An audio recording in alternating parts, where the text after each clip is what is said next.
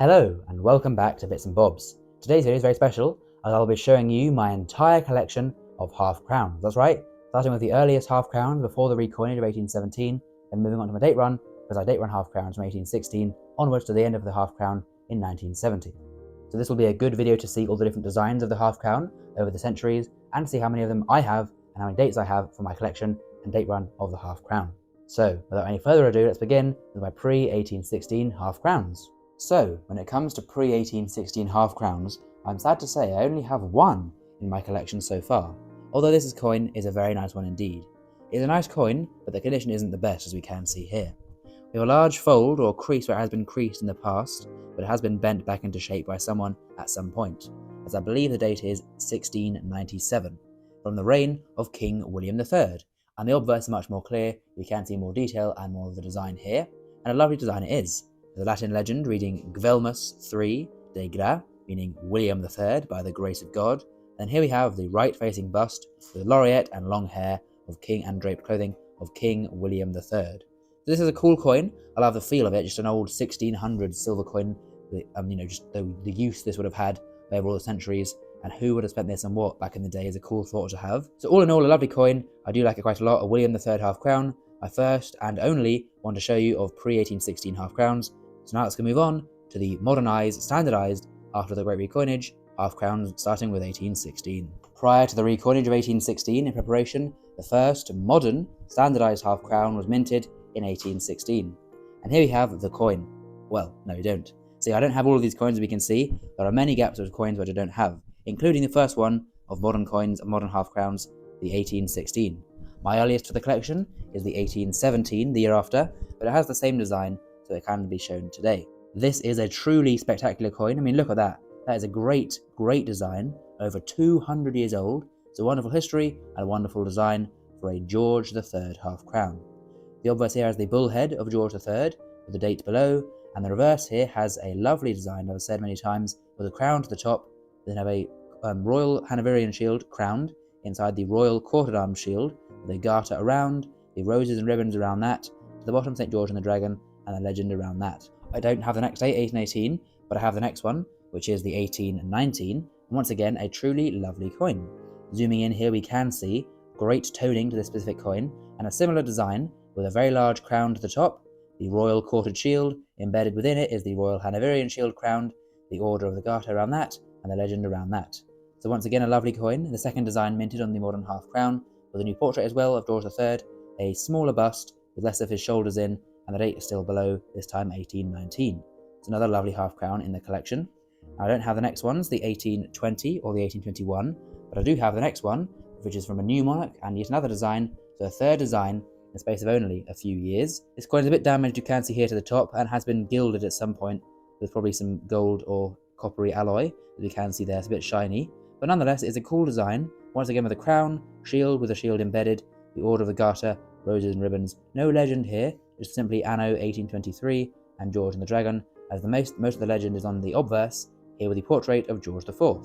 This is the first head, or first bust of King George IV, by Benedetto Pastucci, and it is a lovely portrait, probably my favourite portrait of all monarchs on coins. The George IV first head is a lovely coin indeed, for the third design of the modern half crown. Now, I don't have the next one, which is the 1824, but I have the next one after that, the 1825, and it is yet another design. There's many designs for the early modern half crown, which is good, and it makes more to collect. And here we have my favourite design for the reverse. Look at this. This is a true beauty of a coin. An absolutely lovely reverse design here. There's so much going on. I can't even describe what's all going on, as it's such a detailed design with so much intricacy and lovely artwork on this reverse design. We then have to the obverse, the second portrait of King George IV. As you can see there, a different bust, a bit worse in my opinion. The first bust is the better bust in my opinion, as I say. But another obverse design and another reverse design.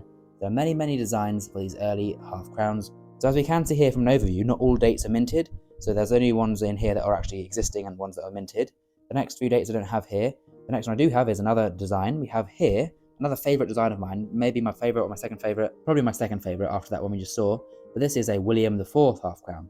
So this reverse design was used in all William IV designs, and as you can see here, it was the inspiration for the Platinum Jubilee £5 coin in 2022. This one though is from 1834, so much older than that, almost 200 years old. The lovely cloak design here, crowned with the shields inside again. The roses and ribbons just can be seen there, and St. George and the dragon still there on the reverse. And then to the obverse, we have here a portrait of King William IV, where we can see his short hair, facial details, and the legend there intact on his coin. So a lovely coin. And I have two William IV half crowns, 1834 and 1836, missing 1835, which would go there. But two lovely William IV half crowns with his bust on the obverse, of course, of both of those. There's a few dates missing now in my date run. You can see 1837, 40, 41, 42, and 43 are missing. However, I do have a fairly early 1840s coin, this one here. My next one along, my first Victorian one of the earlier Victorian ones still. This is the new design released for Victoria. I'll get a better coin to show the design off, but we can see the design here on a later one is a crowned shield with no longer the Hanoverian shield inside, and rather than the roses and ribbons, we have a nice sort of branches on each side tied together at the bottom in a sort of wreath style. No George and the dragon to the bottom, but instead we have now the national flowers, and again the legends to the side. This is of course now a Victorian coin having the young head or bun head portrait of Queen Victoria. As I say, this is a later one from 1874. The original first one I had here is one from 1844. Both lovely coins, as we can see there, with the portrait and the same design, of course, here on the reverse. This design was used for many years, right up until 1886, and I'll show you the dates I have of this design. So I have here the 1844. I then have this one, the next one along, the 1874, like I showed you. The reason for this is because after 1850, there was none made between 1850 right up to 1874. So I don't have that much of a gap in my collection. There's a sort of gap there for all of the 1860s and the rest of the 1850s. There were none made. We then have the 1875 here in my collection. Again, the same design, 1875 there, a nice coin. My next one along is the 1878, once again, a cool design, and the same lovely portrait of Victoria. We then have a few more of that design in my collection. I have here the 1881, a lovely coin, an 1883, once again, a lovely coin, and the final one of this design of Victoria, Victoria's first design. And by this point in history, the design has changed less often, as I sort of settled down with the design for the coins. The earlier ones, the design changed much more often. My final one, my best condition one of this design, is the 1885, as we can see here, a very lovely coin. And although this design isn't my favourite, it is, by no means a bad design, a truly lovely design for a coin. So, there we go. The design then changes in 1887 to this. Another lovely coin design.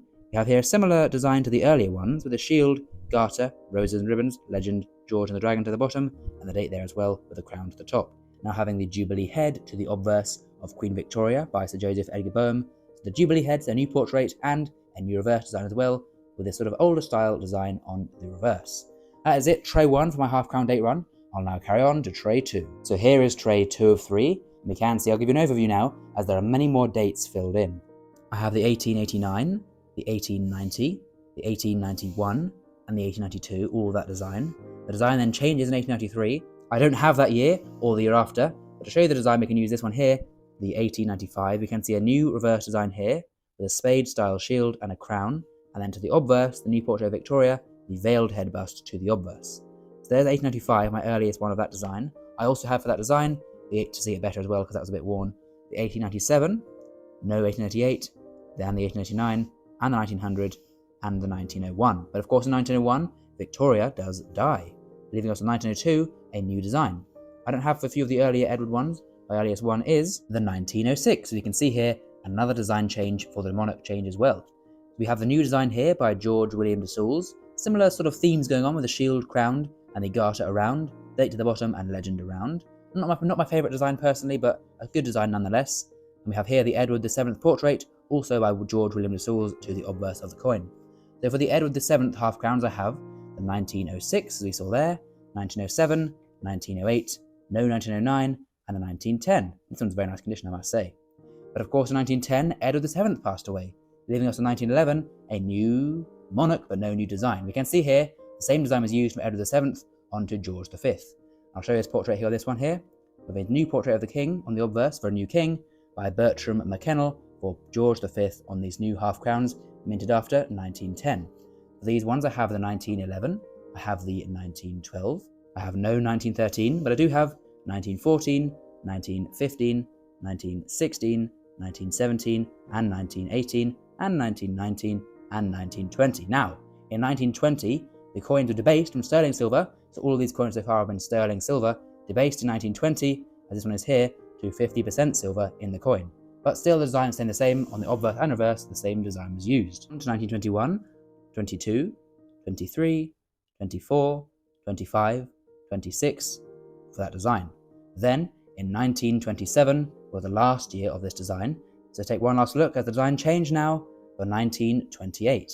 A new design, and sort of a bit more modern style, moving away from the older themes. The shield is no longer crowned, there's no garter now. We have some new design elements with the crowned royal cipher of King George V, a rose to the top, and the sort of wording and date all around the rim rather than more to the bottom and to the sides. So a new design there for 1928. So continuing for the last trade we have here, 1929, no 1930, 1931, 1932, 1933, 1934, 35, 36. In 1937, a new monarch came to the throne and the design was changed. Yes, it was changed. Don't believe me? I'll show you a comparison, as the changes are very, very subtle indeed. We have here to the old one, remember the rose to the top? Well, now it's on a bit of a hook, so the shield is hanging. And if you look to the bottom there, the shape of the shield, it is noticeably different if I put a comparison there. There's a bit of a wider bottom to this shield of George V design, and a sort of thinner bottom there to the bottom of the George VI design. There are a few very subtle differences between the George V and the George VI design, but overall, a very similar design was used. But of course, a new portrait released that year for the new king. As we can see, there, George VI on the coin, done by Humphrey Paget, his portrait, and the same portrait was used for his whole reign. So, on with these designs. I have 37, 38, 39, 40, 41, 42, 43, 44, 45, and 46. Then, for 1947, big news happened for half crowns and all silver coins. They had been debased 50% silver in 1920, and now 47 was debased to no silver at all. They are no longer silver half crowns, but are in fact now an alloy of cupro nickel. But the design was kept the same for this transition. 47 and 48, but it changed for 49. We can see here, again, a very similar design, but the changes here to the legend, and see here the legend says Fid Def Ind Imp meaning Emperor of India, a title held by King George VI. However, in 1949 it was removed, as a few years ago, England had given back sovereignty and sort of given back India to the people and no longer ruled India, meaning Emperor of India could no longer be on the coins. The legend was shortened to just Fid Def rather than Fid Def Ind Imp. The rest of the design remained the same for the 49, 450, 51. Then we come to 1953, a new design and the final design for the half crown for a new monarch, Queen Elizabeth II, as we can see here. This is her portrait to the obverse, done by Mary Gillick. This is her first portrait facing to the right, and you can just about see there a laureate in her hair.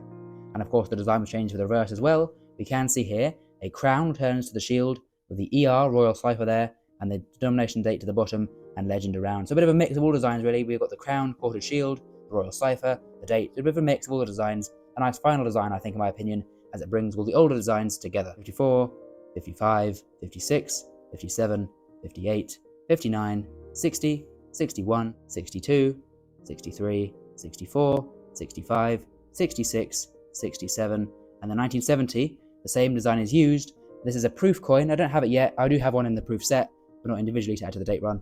But I do have it technically as my proof set. So technically I do have all the non-silver half crowns. Only one more 50% half crown to go, the 1930. So just the one coin to go, and then I'll have all the half crowns that aren't sterling silver, and can focus on sterling silver half crowns to complete my date run. So there we go. I personally believe the half crown is a great coin with some great history and great designs along the way of it being made in many, many years, over many, many reigns of many, many centuries. So please do comment down below your favorite era, favorite design of the half crown. If you've enjoyed the video, then please do leave a like and subscribe to the channel. And of course, we'll see you again soon with some more coins in the future on Bits and Bobs. Thank you for watching. Goodbye for now.